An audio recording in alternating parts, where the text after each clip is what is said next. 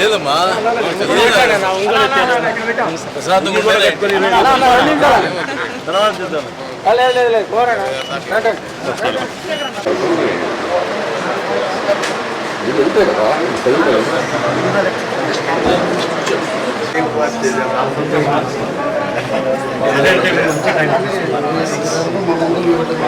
నమస్తేనా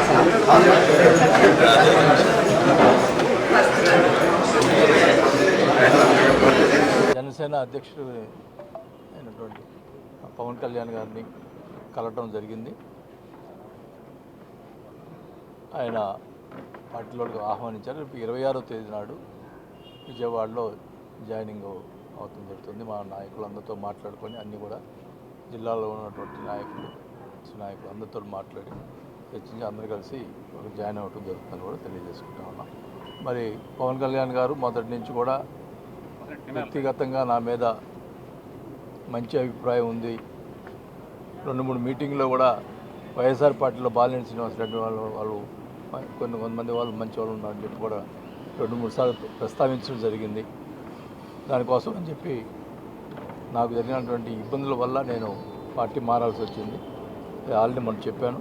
ఖచ్చితంగా కూడా జనసేన పార్టీలో 26 చేరటం, జనసేన పార్టీ అభివృద్ధి కోసం నా సాయశక్తి కృషి చేస్తానని చెప్పి కూడా తెలియజేసుకుంటాను. వెళ్ళిన తర్వాత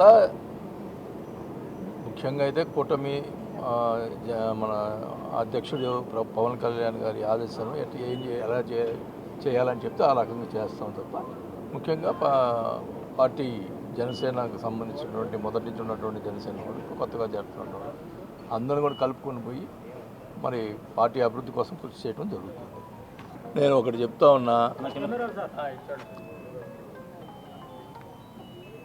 నాకు 15 రోజుల క్రితమే ముఖ్యమంత్రి గారికి లెటర్ రాశాను క్లియర్గా.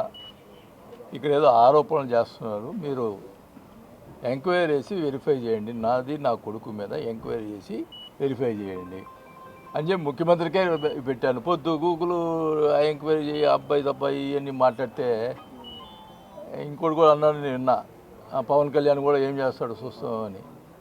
అంత అది పనికిరాదు, మంచి పద్ధతి కాదు అది. నేను ఎంక్వైరీ చేయమని చెప్పిన తర్వాత ఈ పొద్దుగులు 100 రోజులు అయింది కదా, ఎంక్వైరీ పెట్టచ్చు కదా, చేయొచ్చు కదా. ముఖ్యమంత్రికే లెటర్ రాసిన దానికేం ఇదిలే, ఇదేదో కావాలని జనసేనలో పోతున్నాడు ఇదని చెప్పి రెచ్చగొట్టేదానికి ప్రయత్నాలు చేస్తున్నారు తప్ప ఇదేం లేదు. నేనైతే చెప్తున్నా, నేను ఎప్పుడు కూడా కాంప్రమైజ్ ఎవరికి కాను, ఇది కూడా చెప్తా ఉన్నా. ఇప్పుడు నేను ఎంక్వైరీ చేయమని చెప్పి నేను ముఖ్యమంత్రికి లెటర్ ఇచ్చిన. నేను జనసేనలో పవన్ కళ్యాణ్ గారి యొక్క ఆయన మొదటి నుంచి కూడా పార్టీ ప్రశ్నించే పార్టీ అని చెప్పారు జనసేన పార్టీ. ఇప్పుడు కూడా ఇప్పుడు జరుగుతున్నటువంటి ఏమన్నా తప్పులు జరిగినా కూడా నేను ప్రశ్నిస్తా. ఈ రకంగా ఇప్పుడు నేను మొన్న క్లియర్గా చెప్పిన, ఏం చెప్పాను, లోకల్గా ఎమ్మెల్యే ఉన్నాడు, ఎమ్మెల్యే ఆయన అధికారం ఉంది, ఆ ప్రజలు ఎన్నుకున్నారు కాబట్టి ఆయన కార్యక్రమం ఆయన చేసుకుంటాడు, మేమేమి చేయము. కాకపోతే మా పార్టీ ఇప్పుడు మీకు జనసేనలో చేరుతున్నాం కాబట్టి జనసేన వాళ్ళకు కూడా ప్రాధాన్యత ఇవ్వమని చెప్పాము. అంత తప్పితే నేనేమైనా మాట్లాడాలా? ఆయన అనవసరంగా ఇప్పుడు మాట్లాడుతూ ఉన్నాడు. అది కూడా దాన్ని కూడా పవన్ కళ్యాణ్ గారికి చెప్పడం జరుగుతుంది.